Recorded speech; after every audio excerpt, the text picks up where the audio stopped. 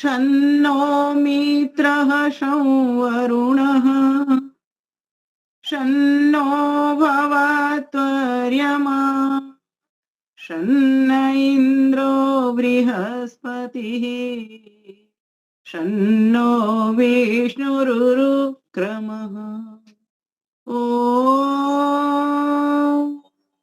नमो ब्रह्मणे नमस्ते वायो त्वमेव प्रत्यक्षं ब्रह्मासि त्वामेव प्रत्यक्षं ब्रह्म वदिष्यामि ऋतं वदिष्यामि सत्यं वदिष्यामि तन्मावतु तदवक्तारमवतु अवतु माम् अवतु वक्तारम् अवतु माम् अवतु वक्तारम्।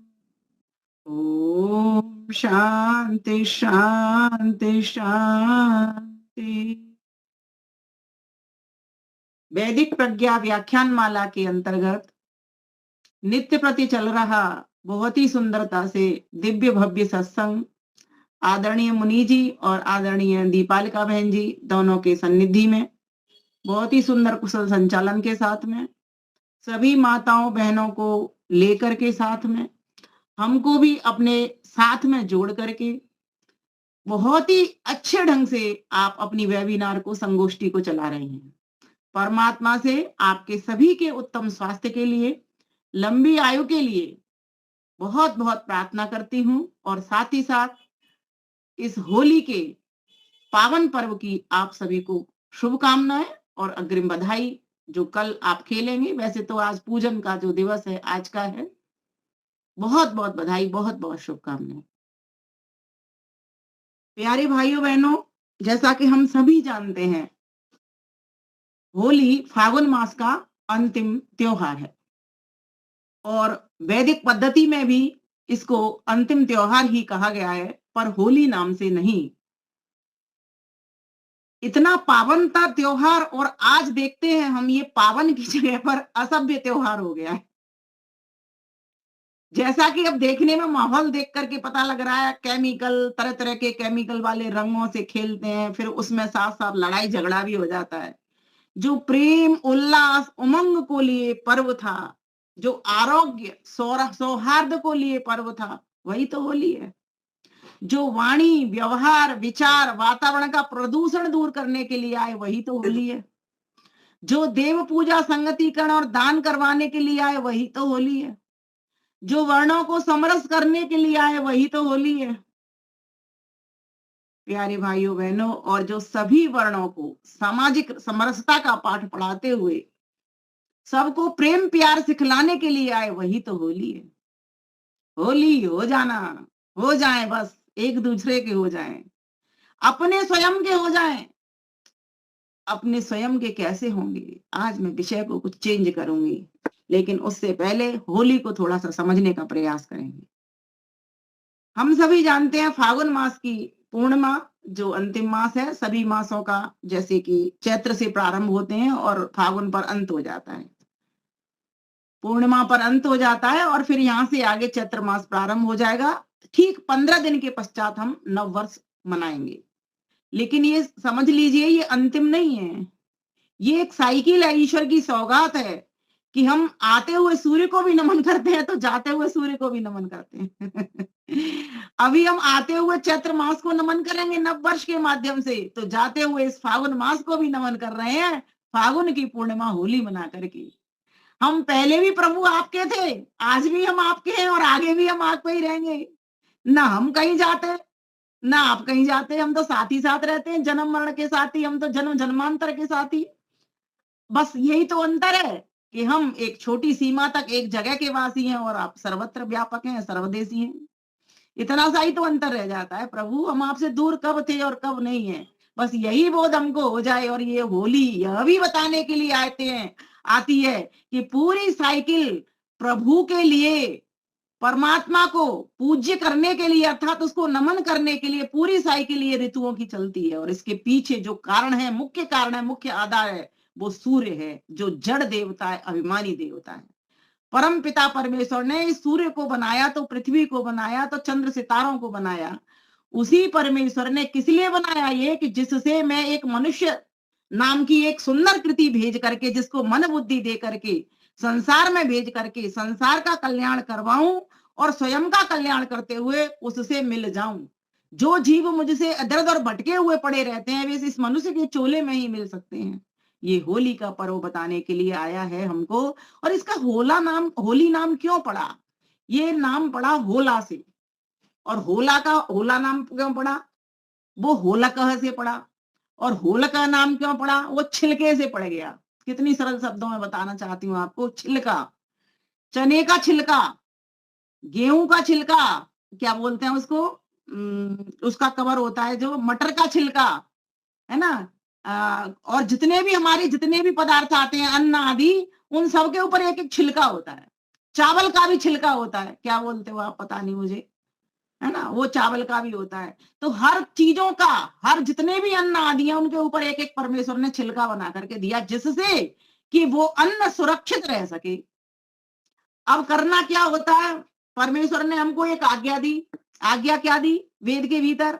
कि तुम जो भी मैं नया अन्न जिस जिस ऋतु में दूंगा, जिस जिस ऋतु में नया अन्न दूंगा, उस नए अन्न के पहले तो आप यज्ञ करना, यज्ञ में आहुति चढ़ाना।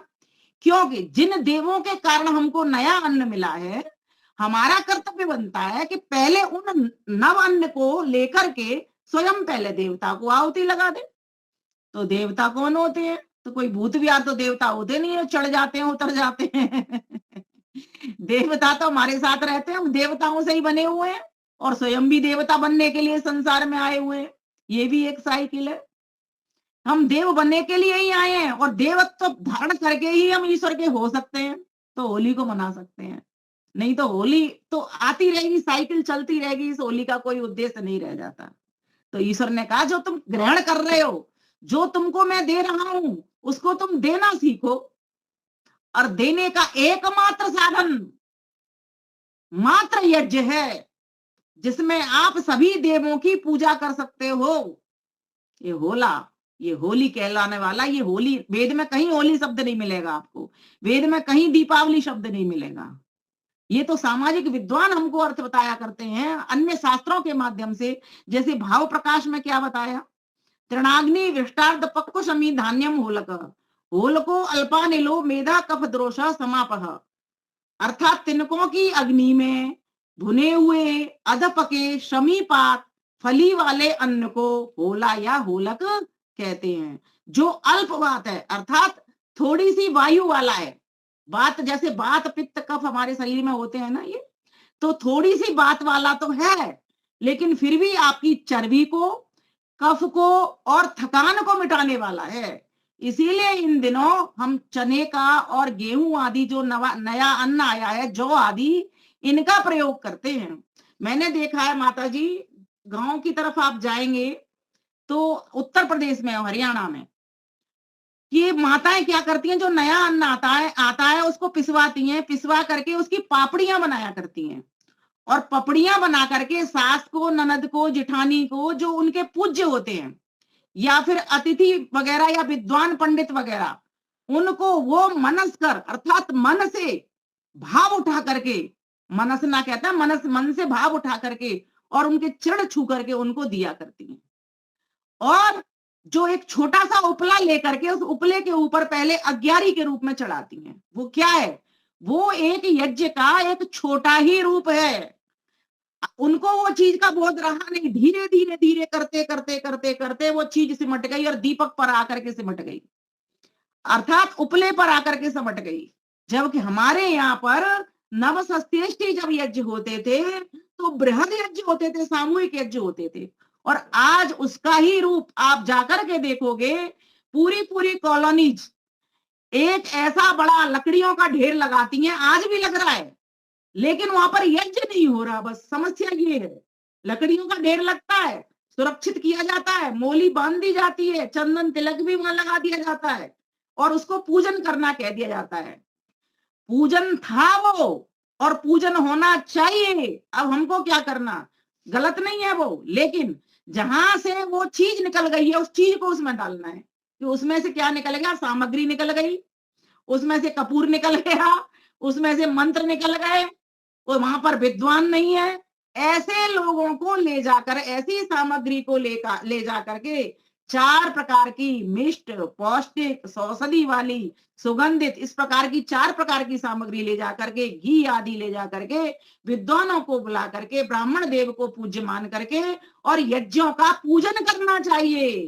पूजना अर्थात सत्कार करना। देवों का सत्कार मात्र अग्निहोत्र से होगा, हवन से होगा। बस ये चीज वहां से निकल गई है। हमको क्या करना, उनको भगाना नहीं, उनको काटना नहीं, उनका खंडन नहीं करना। जो चीज वहां से अच्छी निकल गई है उस अच्छी चीज को पुनः वहां पर ले जाकर के प्रस्तुत कर देना। एक दिन की बात बताती हूँ आपको, मेरे घर के नीचे, ठीक है, अभी मैं चर्चा के रूप में थोड़ा सा बताना चाहती हूँ।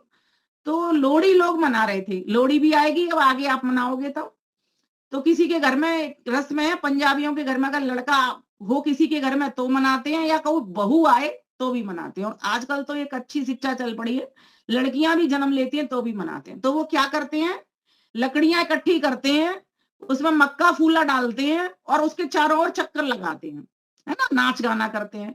वहां पर भी वो यज्ञ ही था। कृषक को लक्ष्मी मिलती थी, लक्ष्मी आती थी, आषाढ़ी कटती थी, वैसाखी मास में बहुत सारा अन्न आता था, पूरा पक करके कट जाता था, और उसको लेकर कृषक वर्ग इस प्रकार की खुशियां मनाया करता था। ठीक इसी प्रकार से यहाँ भी नया अन्न आया है, तो क्यों नहीं अपनी अपनी कॉलोनी का, अपने अपने क्षेत्र का दौरा करते हुए हम में से कोई भी समझदार व्यक्ति, और यहाँ तो सारे ही समझदार प्रबुद्ध बैठे हुए हैं, मुझसे अधिक आयु में, अनुभव में, ज्ञान में बड़े बड़े बैठे हुए हैं, क्यों नहीं हम ऐसा काम करें जैसे अभी हमने भी शुरू करवाया है। एक जगह पर पार्क में लग रहा था, हमने कहा सामग्री हम ले आते हैं, अपनी सहेली को कहा तू समिधा लेके चल, समिधा वैसे लगाई है इन्होंने पर आम की नहीं है, थोड़ी सी हम आम की, अभी इनको कहेंगे नहीं कि तुम कहां से लाए हो, अपनी आम की समिधा ले जाएंगे, थोड़ी सी लगा देंगे, घी ले चलेंगे, बोले मंत्र बोलेंगे, तो वो हमको ही पंडित समझ लेंगे, वस्त्र भी अच्छे पहन लेंगे, साड़ी पहन लेंगे, धोती पहन लेंगे, पीले कपड़े पहन लेंगे, ठीक है, वो मना नहीं कर सकते, ये मैं गारंटी से बताती हूँ। मैंने आज पूरी तैयारी करवा रखी है और मैं ये काम करवा के रहूंगी। तो क्यों नहीं आप भी एक ऐसा जुम्मा ले लें, ये मैं प्रेरणा के लिए बता रही हूँ आपको। मैं बता सकती हूँ इस बात को कि वास्तव में सही चीज आ जाएगी, वैदिक स्वरूप होली का आ जाएगा। लेकिन आज हमने आलस्य के मारे, सच बता रही हूँ मैं, विद्या तो है आर्य समाजियों के पास, सबके पास विद्या आ चुकी है। इतने ऑनलाइन कार्यक्रम हुए हैं 5 वर्ष के भीतर, जितने शायद मैं इतनी बड़ी होगी मैंने आज तक, और आप में से किसी ने भी नहीं देखे होंगे। नित्य प्रति ऑनलाइन माध्यम से देखें, चाहे समाजों के माध्यम से देखें, यूट्यूब के माध्यम से देखें, फेसबुक के माध्यम से देखें, लगातार बहार चल रही है, लेकिन परिवर्तन कहीं नजर नहीं आ रहा। ये बहुत समझने की बात है। अगर परिवर्तन करना चाहते हो, आपको ये बीड़ा उठाना पड़ेगा, आपको ये जिम्मा लेना पड़ेगा कि जो नवशेष, सस्येष्टि का मतलब क्या, नव माने नया, सस्य माने फसल, इष्टि माने यज्ञ। नई जो फसल आई है, नया जो अन्न आया है, उसका यज्ञ करना है। और यज्ञ का अर्थ क्या होता है, परोपकार। और परोपकार कैसे होता है, देवों को पूजा करके।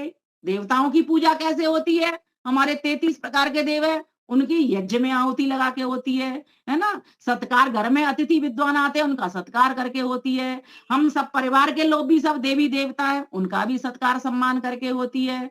हमारे पड़ोसी भी देवता, देवी देवता है, उनका भी सत्कार सम्मान करके होती है। और यज्ञ तो फिर है ही, सभी देवों को, जड़ देवता हो या चेतन देवता हो, सभी देवों को आहुति वहां से पहुंच जाती है। तो जब इतना बढ़िया सिस्टम हमें परमात्मा ने स्वयं वेद के भीतर दे दिया कि आपको सुख चाहिए ना, ये होली क्यों मनाते हैं, इसीलिए तो मना रहे हैं कि हमें आनंद मिले। देखो, पर्व का मतलब होता है पर्वती पूरयति जनान आनंदेनेति पर्वः। पर्व उसको कहते हैं जहां से आपको प्रेरणा मिले, जहां से आपको प्रसन्नता मिले, जहां से आपको पूर्णता का बोध हो कि मैं तो पूर्ण से मिलने के लिए आया हूं, मैं तो प्रसन्न रहने के लिए आया हूं। लेकिन जब तक पूर्ण से मिलोगे कैसे, जब तक प्रसन्न नहीं रहोगे। और प्रसन्न रहोगे कैसे, जब तक तुम प्रेरणा में नहीं आओगे, किसी की प्रेरणा को सुनोगे नहीं, किसी की प्रेरणा को मानोगे नहीं, स्वयं अपने आदर्श से प्रेरणा करोगे नहीं, तो कैसे प्रसन्नता होगी। तो 3 उद्देश्यों को तो भूल गए जो मुख्य थे, बाकी के हुड़दंग मच रहा है, रंग लगाए जा रहे हैं उल्टे सीधे, और इतना मतलब विकृत स्वरूप कर दिया है इसका, कनफोड़ू संगीत चल रहा है। जबकि हमारे यहाँ तो कवि सम्मेलन हुआ करते थे, कवि सुंदर सुंदर नई नई रचनाएं लिखा करते थे, उनको गाया करते थे, बृहद यज्ञ करते थे, कविता पाठ होता था, सभी लोग आनंद मनाते थे, कभी हंसी की बौछार आज भी हो रही है, मना नहीं कर रही हूं, लेकिन कहीं ना कहीं उनका स्वरूप बिगड़ गया है। इसीलिए परमपिता परमेश्वर की क्यों नहीं वेद मंत्रों का गान किया जाए? वेद मंत्रों के काव्य क्या कम है? वेद मंत्रों के गान करके तो देखो कैसे कैसे मंत्र दिए परमेश्वर ने, जो हमारा कल्याण करने वाले हैं, भद्र करने वाले हैं। ओम स्वस्ति न इंद्रो वृद्धस्रवा स्वस्ति न पूषा विश्ववेदा स्वस्ति न सार्क्ष्य वरिष्ठ नेमी स्वस्ति नो बृहस्पति ददातु। कैसा सुंदर मंत्र है! वो परम पिता परमेश्वर वृद्ध है, हम सबकी सुनने वाला है, सबको देख रहा है, जान रहा है, समझ रहा है।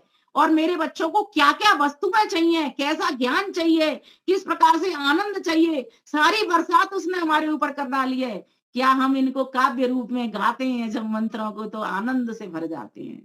तूने हमें उत्पन्न किया, पालन कर रहा है तू, तुझसे ही पाते प्राण हम। कितना सुंदर! जब हम गाते हैं तो हम अंदर से रोते हैं, सच में उस ईश्वर से मिलन के लिए तड़पन सी पैदा होती है। तो क्यों नहीं उस परमेश्वर के हम हो जाएं? ये पर्व भी एक माध्यम बनते हैं, जैसे पौरी एक माध्यम बनती है। किसका? ये क्या है? ये उंगलियां है ना, ये उंगलियां सब इनमें क्या है? पौरियां लगी हुई हैं। ये सब किसकी माध्यम बन रही है? मुट्ठी की ताकत की, संगठन की ताकत बन रही है। अगर यहाँ पर रस आपकी उंगली में जोड़ नहीं हो, ये उंगलियां मुड़ेंगी नहीं, ये इशारा नहीं करेंगे, ये मुट्ठी बनेंगी नहीं। गन्ने में जब तक रस सुरक्षित नहीं रह सकता, एक पंगुली दूसरी पंगुली को देती है। उपयोगी बने, सहयोगी बने, समाज के सभी वर्ण मिलकर के रहिए, सामाजिक समरसता भी लाती है, जहां इसका प्राकृतिक महत्व है। देखो आप पार्क में जाइए, परमेश्वर ने कितने तरह के फूल फेंके हुए हैं। आज मैं सुबह जा रही थी, इकट्ठे करके ले आई, आपको दिखाती हूँ। एक लेडीज कह रही है तो बावली हो गई है, लगता है फूलों को क्यों समेट रही है। मुझे तो अच्छा ही लगा, उसने बावली कह दिया मुझको, मैं सच में ही बावली हूँ। इतने सारे फूल ले आई, पता है क्यों लाई मैं? मेरा क्या चिंतन था, मेरे घर कल आएंगे बहुत सारे लोग, उनको दही बल्ले खिलाऊंगी, खिलाऊंगी तो उनका स्वागत कैसे करूंगी? इन पुष्पों से करूंगी। मेरी बेटियां यहाँ पे है नहीं, कौन मुझे फूल ला करके देगा? पति देव लेट आते हैं तो मैं अपने आप ही फूल का इंतजाम कर लाई, पार्क में से कर लाई। मैंने कहा कोई तो मेरे बावलेपन को देखेगा, वो सीख लेगा कि ये परमात्मा फूलों से होली खेल रहा है, तो क्यों नहीं मैं फूलों से होली खेलूं? और कैसे पता है ये फूल क्या करते हैं? आप एक पत्ती लेके देखिए, इसमें से हाथों पे रगड़ करके देखिए, आपको पता लग जाएगा। जहां खुजली हो रही होगी आपकी खुजली मिट जाएगी। अगर किसी के मुंह पर, हाथों पर, बदन पर अगर आप ये रगड़ दोगे, कोई केमिकल का उसको कोई नुकसान नहीं होगा, कोई हानि नहीं होगी, लेकिन इससे आपको लाभ जरूर हो जाएगा और सामने वाले को लाभ भी हो जाएगा। परमात्मा कह रहा है देखो रंग चाहिए, लो मैं दूं तुमको रंग। टेसु, पलाश, केसर, कैसी उसने क्यारियां महका रखी हैं। और आज सच में मैं पार्क में जब चली तो भगवान जी ऐसे बरसा रहे थे फूल। मैंने कहा भगवान जी ने तो लगता है मुझे चुन लिया, पर मैंने कहा मैं आगे बढ़ती हूँ तो दूसरा आएगा, उसके ऊपर भी बरसाएगा, मुझे ही नहीं चुना, औरों को भी चुनने बैठा है। लेकिन उसके नीचे तो आए, उसकी छत में तो कोई बैठे, तब तो वो बरसाएगा फूल। उसकी छत पे बैठना नहीं आता, उस छत्र के नीचे आना हमको नहीं आता, वो पात्रता विकसित करने नहीं आती, इसलिए हम उसके होते नहीं, इसलिए हमारी होली होती नहीं। समाज के सभी वर्ण, ब्राह्मण, क्षत्रिय, इसका सामाजिक महत्व भी बड़ा है। ब्राह्मण, क्षत्रिय, वैश्य, शूद्र, चारों वर्णों का अपना अलग महत्व है। हम सब कोई ऊंचे नीचे नहीं है। अगर कोई कहना हम ऊंचे नीचे है, वो ब्राह्मण है, ऊंचा है। अगर ब्राह्मण के पास ज्ञान तो है लेकिन पैर नहीं है, उसके पास मस्तिष्क तो है, पैर नहीं है, चल चल के किसी को ज्ञान नहीं दे सकता। वो किसका महत्व ज्यादा है? ब्राह्मण के पास ज्ञान तो है लेकिन उसके पास व्यापार नहीं है, कोई बिजनेस नहीं है, कोई धन नहीं कमाता, किसका पेट भरेगा वो? कौन बड़ा?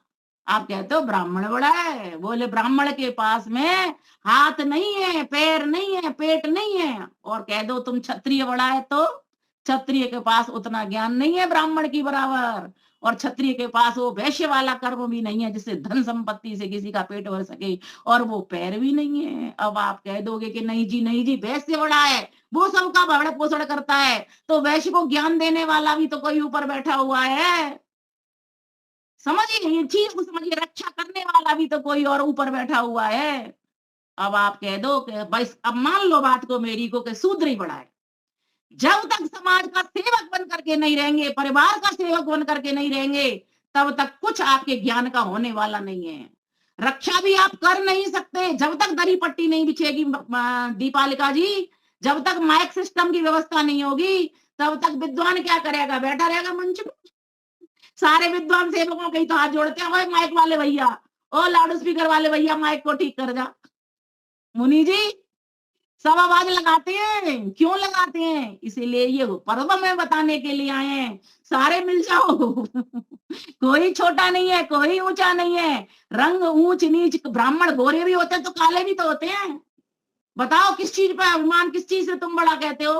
और एक गरीब का बच्चा देखिए कितना कोमल, कितना सुंदर होता है, वो तो उसकी कठिन परिस्थिति के कारण, धूप में तपने के कारण काला पड़ जाता है। जितने भी किसानों के बच्चे होते हैं कितने सुंदर होते हैं, उनके बच्चों को होते हुए देखो आप। कौन बड़ा कौन छोटा इस संसार में, बड़ा तो वह एक ही है, उसके बराबर ना हम हो सकते और ना हम, फिर ऊपर की तो बात ही क्या, ऊपर कहाँ जाएंगे उससे।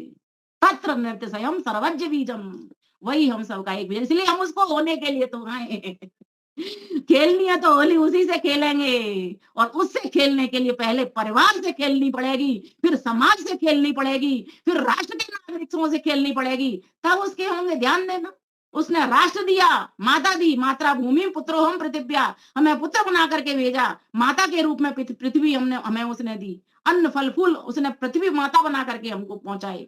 तो सोचो, जब तक हम अपनी पृथ्वी माता के नहीं बनेंगे, तो वो जगत जननी माता हमको अपने पास बुलाने वाली नहीं है, हमको अपना आनंद देने वाली नहीं है। ध्यान रखना, कोई सीधा सोचे ना डायरेक्ट वायरलेस लगा दे, उसके लिए फोन कर ले, चैट कर ले, डायरेक्ट नहीं होगी।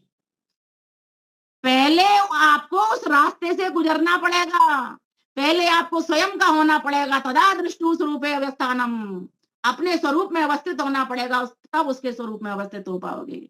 और उसके बाद में आप परिवार का होना पड़ेगा। सानंदम सदनम सदस्य सुताश्च सुदय कांता प्रियालापनी सन मित्रम सन लक्षणम, कितना बड़ा सूत्र चाणक्य नीति में हमें दिया था। इसलिए पहले परिवार के हो जाओ, परिवार में आनंद पहुंचाने वाले बन जाओ, तब तो तुम समाज में आनंद पहुंचा पाओगे। आज हमको परिवार की व्यवस्था नहीं पता, इसलिए समाज के नहीं होते। जब अपने नहीं होते तो परिवार का होना नहीं आता। होली होना, हो जाना, और हो जाना तो खो जाना। जब तक हो जाना नहीं होगा तब तक खो जाना भी नहीं होगा। इसलिए पहले स्वयं की होना सीखो, स्वयं में ध्यान लगाना सीखो। 2 घंटे तो बैठना ही बैठना है, चाहे कुछ भी हो जाए, मन लगे या ना लगे। मन कहाँ जाएगा? गाय आती है जब खूंटा, नए नए खूंटे पे आती है, कितना सिर मारती है हटने के लिए, क्योंकि हटना चाहती है वहां से, लेकिन धीरे धीरे उसको इतना अभ्यास हो जाता है कि बस फिर बांध देते हैं, फिर चुपचाप खड़ी रह जाती है। बांधना सीखो, अपने आप को गाय बनाना सीखो, खूंटे की तरह खूंटे पर बंधना सीखो, ध्यान रूपी खूंटे पर, और एक दिन आप उसके हो जाओगे। प्यारे भाइयों बहनों माताओं, हम समाज के होना नहीं जानते, समाज का काम हाथ में लेते हैं, समाज का काम का हाथ में तो ले लेते हैं, लेकिन श्रेय अपने आप को देते चले जाते हैं। इसलिए समाज के संग भी होली खेलना नहीं आती। ये छोटा है, ये बड़ा है, ये ऊंचा है, ये नीचा है, इसकी क्या औकात है, मैं तो इतना बड़ा आदमी हूं। अरे कुर्सी देना तो सीखो, दाता हमेशा बड़ा होता है। ईश्वर क्यों बड़ा क्यों कहते हैं? क्योंकि वो दाता है। श्रेय देना सीखो, लेना नहीं। आपको तो मिल ही जाना है। आपने किसी को कुर्सी दी तो उसके मन में क्या भाव उतरता है, सोचो।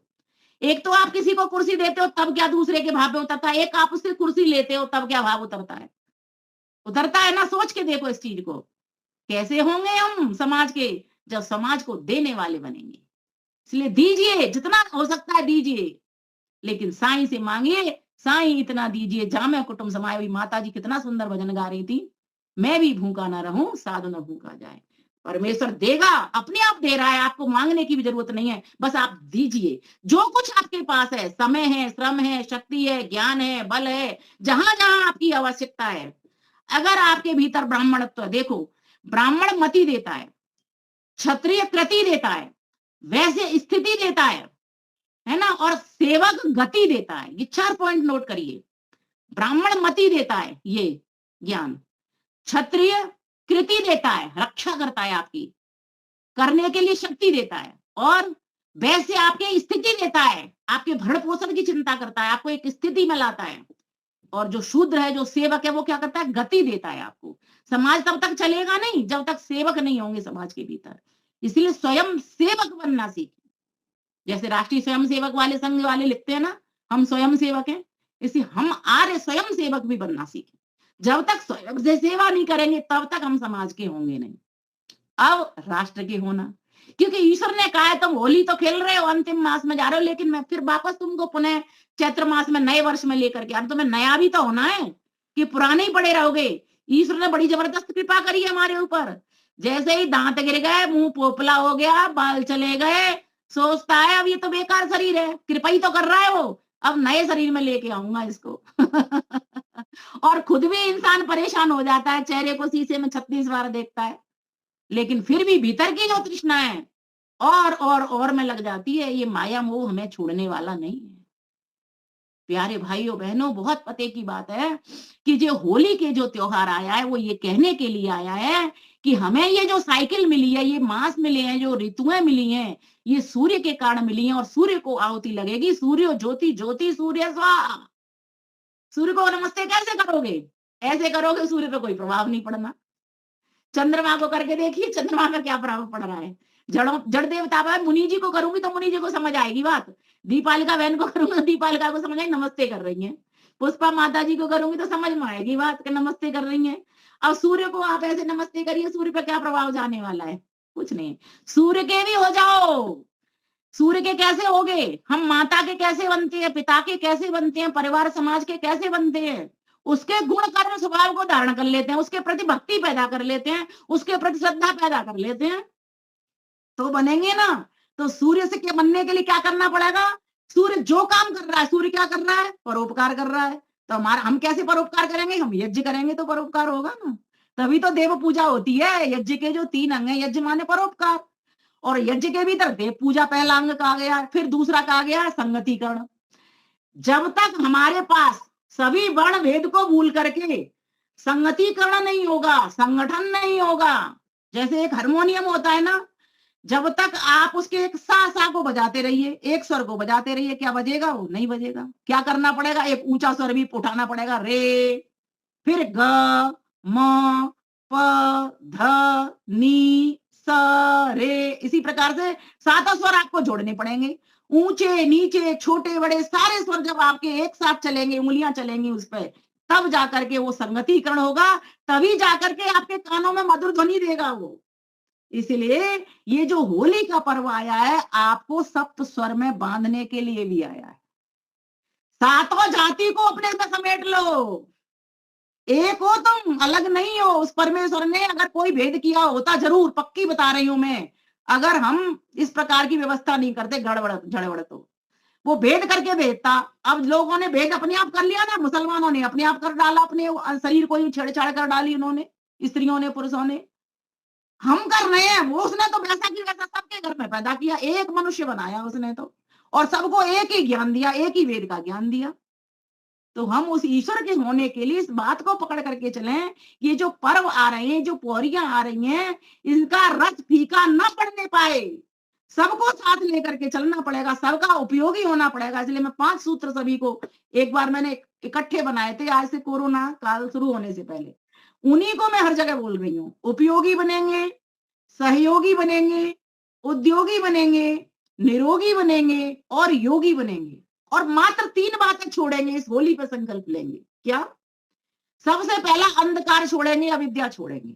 दूसरा अहंकार छोड़ेंगे। किसका ज्ञान? मैं जो बोल रही हूँ क्या मेरा ज्ञान है? और जिस यंत्र से, वाणी से बोल रही हूँ, क्या ये मैंने बनाई है ये वाणी?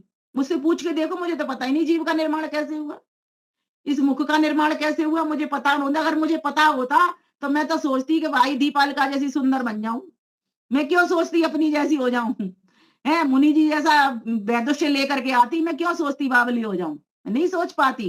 इसलिए प्यारे भाइयों बहनों, परमेश्वर ने हमको बड़ा सोच समझ करके बनाया, और वही प्रोड्यूसर है। हम तो मात्र प्रयोग कर रहे हैं उसकी वस्तु का, ये सारा साधन ही तो है। इसीलिए उस ईश्वर को बार बार धन्यवाद निकालिए मुख से। जो भी आप करते हो, 5 बातें, और हम भगवान के हैं, भगवान हमारे हैं। हम जो भी करते हैं भगवान की दी हुई बुद्धि से, शक्ति से, इंद्रियों से, ज्ञान से, बल से, हर प्रकार की वस्तु से व्यवहार भी उसने हमको सिखाया हुआ है, दिशाएं भी उसने हमको दी हुई हैं, 5 भूत, ये आकाश जल वायु अग्नि, ये भी उसने सब बनाए हुए हैं, उसी के कारण हम कर पाते हैं। बताओ क्या देर लगेगी ईश्वर का होने में? कोई देर लगने वाली नहीं है। बस क्या करना होगा हमको? ईश्वर की वाणी के पास होकर के, ईश्वर की बात को सुन करके, इन पर्वों को समझ करके, कि पर्वों में क्या कहा कि नया अन्न कैसा होना चाहिए। बहुत सुंदर मंत्र आता है, यजुर्वेद का 18वां अध्याय आप खोल लीजिए अगर सामने है तो, और मंत्र संख्या में देख के बताती हूँ आपको, 32-34 प्रकरण हमेशा याद रखिए। ये शारदीय नवसश्रेष्ठ जब दीपावली आती है तब भी इन्हीं मंत्रों का पाठ होता है। कोई उन्होंने होली दिवाली के लिए अलग नहीं लिखा, और वासंतिक नवसश्रेष्ठी आती है तब भी इन्हीं मंत्रों का पाठ होता है। ऐसा क्यों? क्योंकि ईश्वर ने सभी अन्न लिखे हैं और सभी देशवासियों के लिए लिखे हैं। ध्यान से समझने की बात है। ये तो भारत देश की ताकत है, भारत देश पर ज्यादा कृपा है ईश्वर की, कि भारत देश को ऋतुएं 6 मिली हुई हैं। हम हर ऋतु का आनंद लेते हैं। बाकी देशों में या तो सर्दी ज्यादा है, या फिर गर्मी पड़ती रहती है। गर्मी पड़ती है, वहां के काले काले लोग हो जाते हैं। जहां सर्दी ही पड़ती रहती है, बहुत ही कम, थोड़ा बहुत टेम्परेचर बदलता है, सर्दी पड़ती रहती है, वहां का व्यक्ति गोरा हो जाता है। लेकिन भारत में गोरे लोग भी मिलेंगे आपको, काले भी मिलेंगे, और कृष्ण सांवले भी मिलेंगे। ये हमको परमेश्वर ने बड़ी जबरदस्त हमारे ऊपर कृपा की है। कोई तो कारण होगा इसके पीछे, हमारे कर्म ऐसे रहे होंगे तब तो हमें इस तरह की सुविधा मिली है। परमेश्वर को भी पता है इस बात का। उसने तरह तरह के देश बनाए, और तरह तरह के देश बना करके एक आर्यावर्त देश ऐसा बना दिया, और उसमें एक पर्व पद्धति, महर्षि दयानंद सरस्वती ने उसमें एक मिलावट कर दी। क्या सुंदर मिलावट कर दी कि पर्व पद्धति बना करके हमको दे दी, जिसके कारण हम इन पर्वों को मजबूती के साथ मना सकते हैं। ध्यान देना, इतिहास से जुड़ करके पर्वों में मजबूती तो आ सकती है, लेकिन इतिहास जुड़ेगा तब ना। जैसे हिरण्यकश्यप का इतिहास जुड़ा, वो तो बहुत बाद की बात है, समझ रहे हो ना। लेकिन उससे पहले भी तो नवसश्रेष्ठी यज्ञ होते थे। माना कि होली नाम तब से तुम मान लो उसको, लेकिन नवसश्रेष्ठी जो विकृत स्वरूप हुआ, वो विकृत स्वरूप को तो प्रकृति में जाना पड़ेगा ना, उसको तो प्राकृतिक करना पड़ेगा ना हमको। तो हमारा तो त्योहार जो होली का है वो पहले भी मनता था, लेकिन नवसश्रेष्ठी नाम से न मनता था। और देखो वेद बड़ा सुनाती हूं मैं आपको, वेद में स्पष्ट आदेश है। क्या उसमें लिखा है? पहले अंतिम पंक्ति बताती हूँ, मैं यज्ञेन कल्पन्ताम, यह यज्ञ मेरा क्या हो, सिद्ध हो। ये जो नवान्न आया है, परमेश्वर ने हमको कहा है कि ये जो नवान्न आया है, इस यज्ञ में लगाओ इसकी आहुति, और इस भाव से लगाओ कि यज्ञ मेरा सिद्ध हो जाए। तो कौन कौन सी चीजें लगाओ?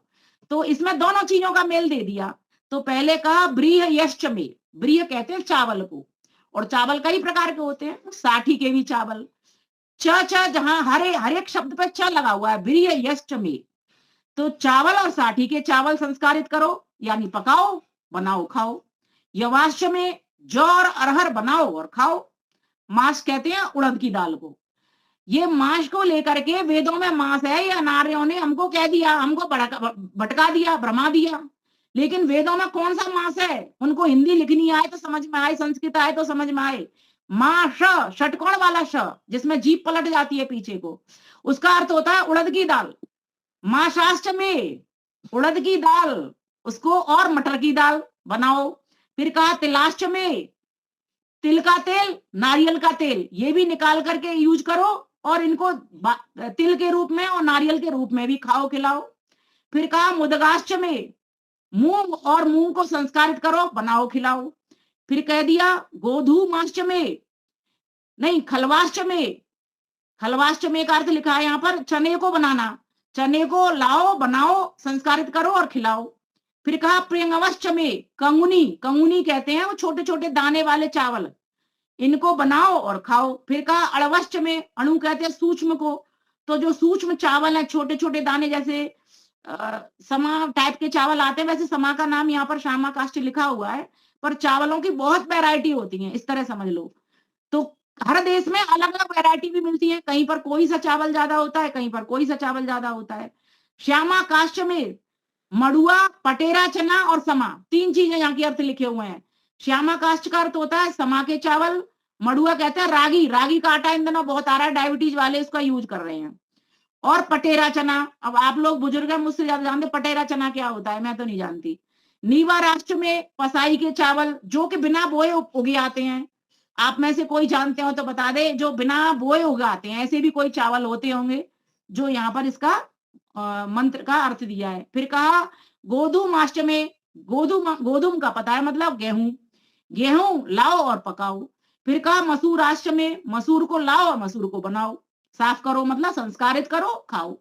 यज्ञेन कल्पंताम, ये सब कार्य यज्ञ द्वारा सिद्ध हो, पहले यज्ञ में प्रथम आहुति लगाई जाए, उसके बाद ग्रहण किया जाए। और देखिए वेद के भीतर यज्ञ शेष का विधान है। कोई भी व्यक्ति अगर खाता है ना, पहले भी माताएं क्या करती थी, पहले जो लोग सनातन धर्म मंदिर में जाते हैं वो क्या करते हैं, पहले भगवान जी को भोग चढ़ाते हैं ना, वह प्लेट में रख देते हैं। लेकिन वेद क्या कहते हैं कि अगर तुम ईश्वर को चढ़ाना चाहते हो तो ईश्वर के देवों को पुष्ट कर दो, और देवों को पुष्ट करोगे तो कैसे चढ़ाओगे थाली में, तो कहा अग्नि कुंड की थाली में चढ़ा दो, क्योंकि वैसे आप चढ़ाओगे मंदिर में तो वो खाएगा नहीं, कोई भी नहीं खाएगा, स्वयं ही खा लेंगे उसको, है ना। लेकिन यज्ञ कुंड की थाली में चढ़ा दोगे तो ईश्वर के भीतर तो वो सारे देवता रह रहे हैं, सारे देवता स्वतः खा लेंगे, पूरी थाली खाली हो जाएगी। इतना बृहद यज्ञ किया और इतनी सी राख बची सिर्फ पृथ्वी तत्व के लिए, कहां गया सारा सामान। आकाश तत्व आकाश में रह गया, वायु तत्व वायु में चला गया, जल तत्व जल में चला गया, पृथ्वी तत्व तो इतना सा बचा हुआ है, पृथ्वी में चला जाएगा। तो ये जो कार्य है ना, ये जो यज्ञ कार्य है, ये मुख्य मकसद है इन पर्वों का। और दान इन दिनों जो आपका अभावग्रस्त क्षेत्र है वहां पर दीजिए। जैसे अभावग्रस्त क्षेत्रों में हमारे गुरुकुल हैं, बहुत फोन आते रहते सारा दिन वहां से, तो ऐसा गुरुकुल स्वयं भी एक बार जाकर के हमें पता लगाना चाहिए कि कहां पर हमको दान देना है। एक तो हमें सन्यासी महात्मा विद्वानों को तो देना ही चाहिए, लेकिन साथ ही साथ में ब्राह्मण वर्ग के साथ ही साथ में हमको गुरुकुलों में भी देना चाहिए, गोकुलों में भी देना चाहिए, गोकुल मतलब गौशालाओं में भी देना चाहिए, योगी तुंडे यज्ञ कुंडे और यज्ञ कुंडों में भी देना चाहिए। गुजरात के कच्छ में कितना बड़ा देखो सूखा पड़ता है वहां पर, और वहां पर क्या करते हैं, वो वृष्टि यज्ञ करते हैं, और इतना दान देता है व्यक्ति, इतना दान देता है, और वास्तव में वहां पर 7 दिन के बाद तो वर्षा हो जाती है। तो सोचो जब वर्षा होगी तो फल फूल अन्न उपजेंगे ना, जब फल फूल अन्न उपजेंगे तो सुख बढ़ेगा कि दुख बढ़ेगा, सुख बढ़ेगा। तो ये सारी प्रकृति हमको कह रही है कि जब मैं तुमको दे रही हूं तो तुम भी देने का गुण लाइए। पक्षी के पिए समुद्र घटे नहीं, भानु घटे नहीं बादल छाया, समर में लाल का तेज घटे नहीं, विद्या घटे नहीं लाख पढ़ाया, और दान दिए कछु द्रव्य घटे नहीं, मान घटे उपकार कमाया। कोई चीज की घटोत्तरी होती नहीं, बढ़ोत्तरी ही होती है। सतहस्त समारा सहस्रहस्त संग्रह, दीजिए खूब बढ़ाइए इस दान को। वेद कहता है सैकड़ों हाथों से कमाओ, 1000 हाथों में बिखोर दो। जैसे एक किसान है, अन्न में थोड़े से दाने डालता है और परमेश्वर उसको कितने दानों में कितनी सारी लहलाती फसल उसकी ऊपर पड़ती है। करके तो देखो, ये कर्मों की फसल ऐसे ही नहीं बनती, ये मनुष्य का चोला हमको ऐसे ही नहीं मिला है, कुछ दे के आए होंगे, पक्की बात है। और ध्यान देना, अगर आज इस समय में दे करके चले गए तो हमें अगले जन्म में मिल जाने वालेगा। ये होना तो ये मनुष्य का ही तो खेल है, यही तो होना जान सकता है, पशु पक्षी थोड़े ईश्वर का होना जानेंगे। सिर्फ मनुष्य के पास मन है, बुद्धि है, यही ईश्वर का हो सकता है। और ये पर्व बताने के लिए, इन पर्वों की महत्ताओं को समझिए, इनके उद्देश्यों को समझिए, ये क्या सिखा रहा है हमको। सबसे प्रेम पूर्वक व्यवहार करो, जो छोटे हैं उनको सिखाओ, ज्ञान दो, जो बड़े हैं उनसे ज्ञान लो, जिनके पास नहीं है उनको धन दो, जो चीज चाहिए वो चीज दो, और जिनके पास है उनसे ले लो। आदान और प्रदान दोनों में दान लगा हुआ है। आदान ग्रहण करना और प्रदान दान करना प्रकट रूप से। तो दान लेना भी है, दान देना, दोनों का ही नाम है। आदान आ लग गया, सभी से लो, जहां जिन जिन के पास है। जो वस्तु आपके पास नहीं है उसको तो लो, इसका सीधा फंडा है। और जो वस्तु जिनके पास नहीं है और आपके पास वो है, तो वो वस्तु जिनको जरूरत है आपकी, वो वस्तु उन तक पहुंचा दो। बस यही तो करना है। तो ये जो पर्व है हमको यही बताने के लिए आए हैं, भेद मत करो। आजकल लोग क्या करते हैं, शादियों में पार्टी में जाते हैं, जो बड़े लोग होते हैं उनको बड़ा लिफाफा बनाते हैं, छोटे लोग होते हैं उनके लिए छोटा लिफाफा बना देते हैं। कहते हैं उसका तो काम इसी से चल जाएगा, बड़ा क्या कहेगा हमसे, देखो इतनी बड़ी शादी में गए हम कोई छोटे तोड़ेंगे, बड़ा बड़े आदमी के जाना तो बड़े ही तो हो गए हम। बड़े ने बुलाया, उन्हें गर्व से कहते हैं उसके यहाँ से हमारे पास निमंत्रण आया है। कभी हम नहीं बताते कि छोटे ने भी हमको बुलाया है। कभी हम नहीं ये देखते कि बड़ा लिफाफा छोटे को चाहिए, जरूरत उसको है, और छोटा लिफाफा उसको दिया, उस पर क्या फर्क पड़ता है बड़े पे। बड़े को तो तुम चाहे छोटा बना दो चाहे बड़ा बना दो, उसने तो देखना भी नहीं है, वो तो नौकर चाकरों में बांट देगा। और बांटता नहीं है, मैं पर एक सामान्य बात कह रही हूँ, वो भी धर लेता है सारी रकम को। इसलिए प्यारे भाइयों, हम यहाँ होने के लिए आए हैं। कभी व्रतों के माध्यम से होते हैं, कभी पर्वों के माध्यम से होते हैं, कभी उत्सवों के माध्यम से होते हैं। किसी न किसी कारण से हम होने के लिए ही यहाँ पर संसार में आते हैं। तो ये होली का पर्व हमको बताने के लिए आया है। हुल्लड़ मत मचाओ होली का, कनफोड़ी संगीत मत बजाओ, यज्ञ करो, वेद मंत्रों के द्वारा काव्यों से सब कभी सम्मेलन करो, सुंदर सुंदर बातें बताओ, ठंडाई पियो, भांग मत बांटो। लोगों ने शंकर भगवान को बदनाम कर रखा है। अरे जो पार्वती पति थे, शंकर शंकर भगवान जो पार्वती के पति थे, जिनकी बात कर रही हो, जो राजा हुए हमारे देश में, शंकर ईश्वर की बात नहीं कर रही, वो तो कुछ ही नहीं खाता पीता। तुम ठंडाई पिलाओ चाहे भांग पिलाओ, लेकिन वो भी भांग क्यों पीते? जो आदर्श पुरुष है वो भांग क्यों पिएगा? सोचो तो सही एक बार। आज भी हमारे बगल में एक वो कवि सम्मेलन चल रहा था इधर, तो वहां पे कह रहे थे कि ये जो मौसम है वो तो भांग का आया हुआ है, भांग पीनी चाहिए, यहाँ पर शंकर भगवान पीते थे। मेरे से रहा नहीं गया, उस वक्त मैंने उसको कुछ नहीं कहा, लेकिन जब मेरी बारी बोलने के लिए आई तो खूब अच्छे से कहा। मैंने कहा ये नौटंकी हमने मचाई है, ये नौटंकी हमने मचाई है, ये उन लोगों का कसूर नहीं है। हमारे पास विद्या होते हुए भी हम विद्या को पहुंचा नहीं पाए। भांग पीने का क्यों, अरे तो ठंडाई पीने का, डालिए ना इलायची, डालिए ना केसर। कितना सुंदर सुंदर सुहावना मौसम है, ना सर्दी है, ना गर्मी है, ना शीत है, ना ताप है, एक समान मौसम है। ना कपड़े पहनने पड़ रहे, ना कपड़े ओढ़ने पड़ रहे, ना उतारने पड़ रहे, ना किसी पंखा की जरूरत, तो ना किसी एसी की जरूरत, ना तो किसी हीटर की जरूरत, ना कूलर की जरूरत, किसी की जरूरत नहीं पड़ रही है। सोचो, ये होली का पर्व हमको बताने के लिए आया है, ये मिलन का पर्व है। मिलिए, होइए, परिवार के, समाज के, राष्ट्र के, सबके हो जाओ।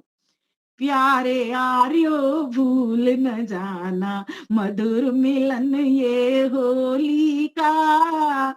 प्यारे यारियो भूल न जाना, मधुर मिलन ये होली का। एक रहे हैं एक रहेंगे, पर्व प्रेम भरी बोली का। एक रहे हैं एक रहेंगे, पर्व प्रेम भरी बोली का। ये दिन फिर से याद दिलाता, शहीद भक्त की टोली का। प्यारे यारियो भूल न जाना, मधुर मिलन ये होली का। प्यारे यारियो भूल न जाना, मधुर मिलन ये होली का। अटूट अटल हम रहे प्रेम से, दिन बतलाता होली का। पूर्वजों की याद दिलाता, पर्व अपूर्व ये होली का। पूर्वजों ने पर्व चलाकर अर्थ सुझाया होली का। प्यारे यारियो भूल न जाना, मधुर मिलन ये होली का। प्यारे यारियो भूल न जाना, मधुर मिलन ये होली का। पत्नी पति के चरण छूले, शिष्य गुरु के चरण छूले, है ना, भक्त भगवान के चरण छूले। भगवान के चरण कहाँ मिलेंगे? भगवान का आचरण छूले, भगवान का कर्म छूले, भगवान का हो जाएगा। मन को तन को एक बनाकर रंग चढ़ा लो होली का। मन को तन को एक बनाकर रंग चढ़ा लो होली का। आपस के सब भेद भुलाकर रंग लगा लो होली का। आपस के सब भेद हटाकर भुला कर रंग लगा लो होली का। आज शहर की शान निराली, आज गांधी नगर की शान निराली, आए मजाक टोली का, प्यारे यारो भूल न जाना, मधुर मिलन ये होली का, प्यारे यारो भूल न जाना, मधुर मिलन ये होली का, एक रहे हैं एक रहेंगे, पर्व प्रेम भरी बोली का, मन का रोम रोम जब खुश हो, समझो मिलन ये होली का, भूल चूक सब माफ करो, अब आया समय रंगोली का, रंगोली भी इतना बनती है, भूल चूक सब माफ करो, अब आया समय रंगोली का, द्वेष भाव सब मन से मिटाओ, उपदेश यही है होली का, प्यारे यारो भूल न जाना, मधुर मिलन ये होली का, एक रहे हैं एक रहेंगे, पर्व प्रेम भरी होली का, आज गले से गले मिलाऊं, तिलक लगाओ होली का, जुदा जुदा क्यों खड़े हुए हो, एक इधर खड़ा है एक इधर खड़ा है, एक इसको मोबाइल को देख रहा है, मोबाइल की सेंड कर रहा है, एक फॉरवर्ड कर रहा है, जुदा जुदा क्यों खड़े हुए हो, मधुर मिलन करो होली का, जुदा जुदा क्यों खड़े हुए हो, मधुर मिलन करो होली का, ऊंच नीच के भेद मिटा लो, संगठन बना लो होली का, प्यारे यारो भूल न जाना, मधुर मिलन ये होली का, एक रहे हैं एक रहेंगे, पर्व प्यार भरी बोली का, छुआछूत को दूर भगा, यही सबक है होली का, सारे जनों को प्रेम सिखाओ, उद्देश्य यही है होली का, सारे जनों को प्रेम सिखाओ, उद्देश्य यही है होली का, प्रेम मिलन को अमर बनाओ, संदेश यही है होली का, प्यारे यारो भूल न जाना, मधुर मिलन ये होली का, एक रहे हैं एक रहेंगे, पर्व प्रेम भरी बोली का, वातावरण मनोहर हो फिर प्रेम पगीस होली का, मानव को संदेश प्रेम का देता आया होली का, तुम भी मधुर बनाओ आयो, मधुर मिलन ये होली का, प्यारे यारो भूल न जाना, पर्व प्रेम भरी बोली का, किणवंतो विश्वमार्यम हो ये पर्व संगठित टोली का, प्यारे यारो भूल न जाना, पर्व प्रेम भरी बोली का, ये पर्व है, ये संदेश दे रहा है हमको कि जो होले आए, जो नवान्न आया है, पहले ईश्वर को समर्पित करिए, फिर ईश्वर के जनों को समर्पित करिए, ईश्वर को समर्पित करिए, देवों की पूजा कर ली आपने, उसके बाद में जो शेष बचा उसको आप जनों को दीजिए, फिर जनों को वितरण करके तब यज्ञशेष के रूप में आप ग्रहण करिए, ये संदेश दे रहा है। दूसरी बात, सामाजिक समरसता को बढ़ाइए, लाइए, सबसे प्रेम प्रीत का व्यवहार मनाइए, मधुमन में निक्रमणम मधुमन में परायणम, वाचा वदामि मद मद भूयासम मधु संदेशः, मधुर मिलन विछोड़न मधुर, बोली मधुर व्यवहार, मधुर बने मधु संदृश, मधुमेह हो संसार विमल कहे, मधुमेह हो संसार, ऐसे मधु बन जाइए जैसे शहद होता है, शहद लाभकारी होता है, शहद गुणकारी होता है, हमारी मधुता गुणकारी हो, लाभकारी हो, सबका हित करने वाली हो, वाणी भी, कर्म भी, व्यवहार भी, तभी तो हम परिवार के, समाज के, राष्ट्र के और ईश्वर के हो पाएंगे, तभी तो हम अपने हो पाएंगे। जब इन चीजों को हम धारण कर लेंगे जो वेद ने हमको बताई है कि क्या क्या करना है, तभी समझना हम सही मायने में सच्ची होली मना रहे हैं, अच्छी होली मना रहे हैं, जो हम सभी को लाभ पहुंचाएगी, हम सबके भीतर सद्गुणों का विकास करेगी। आप सभी को इन्हीं शब्दों के साथ मैं धन्यवाद करती हूँ।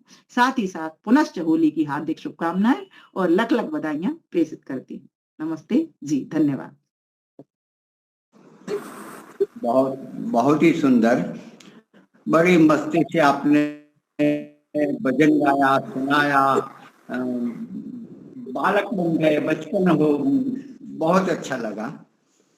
आपने कहा कि केमिकल युक्त रंग डालने का यह कोई पर्व नहीं है, यज्ञ याग दान पुण्य और गौ सेवा करने का यह पर्व है, पूर्ण करने वाला, प्रेम संबंध बढ़ाने वाला, सामाजिक समरसता का पाठ पढ़ाने वाला, हम अपने स्वयं के अंदर उतर जाने का यह पर्व है, एक दूसरे के हो जाने का। होली वास्तव में वही पर्व है। और भी आपने बहुत सारा बताया, सबको एक डोरी से, प्रेम की डोरी से बांधने का यह पर्व है, ईश्वर के हो जाने का यह पर्व है, उल्लड़ मचाने का यह पर्व नहीं, कवि संबंध करने का, शराब भांग पीने का नहीं, लेकिन सुंदर मीठा पेय शरबत आदि का पीने का यह पर्व है। प्यारे भाइयों आर्यो, आप भूल न जाना मधुर मिलन या होली का। बहुत बहुत ही सुंदर आपने बताया। आपने तो मुनि जी लिख लिया, इसको पूरा लिख लिया है। आज का इसका लेख बना दीजिए, बड़ा सुंदर लेख बनेगा होली पे, इसका लेख बना दीजिए। हाँ, बहुत अच्छा लेख बन जाएगा। यही तो और एक और बात बताती हूँ, सुनिए, बहुत महत्वपूर्ण बात बता रही हूँ। जो प्रहलाद है ना, प्रहलाद, उसको हम बताते हैं बच गया, और होलिका है वो जल गई। चना है ना, जब भूनते हैं तो उसका छिलका जल जाता है, और जो चना है ना वो बच जाता है ना। तो जो जलेगा, होलिका जलने वाली, वो जल गई। जो जलेगा वो स्वयं जल जाएगा, इसका अलंकार समझिए। और जो अंदर रहेगा, उसे ईश्वर से जुड़ करके रहेगा, वो बच जाएगा। बहुत ही अच्छा, उसके साथ आप जुड़ करके रहिए, आप हमेशा बचे रहोगे, आपको कुछ कोई होने वाला नहीं है। ये होली बताने आई है, मैंने नहीं बताया, ये शास्त्रों ने कहा है, मुनि जी जैसे विद्वानों ने कहा है। धन्यवाद। हम ये भी कर सकते हैं, आज होली है, जहाँ जहाँ हमारी शेरी में हो, हमारे कहीं भी स्थान पे हो, वहां जाए, कम से कम हवन सामग्री लेकर जाए, छान लेकर जाए, जो उनसे हम आहुति दे सकते हैं, ऐसा कुछ ले, और कुछ अन्न लेकर भी जाए, और वो अंदर आहूत करे, कुछ करे। केवल बैठे रहना है कि ये गलत है, गलत है, गलत है, जो हम कर सकते हैं वो भी हम करें।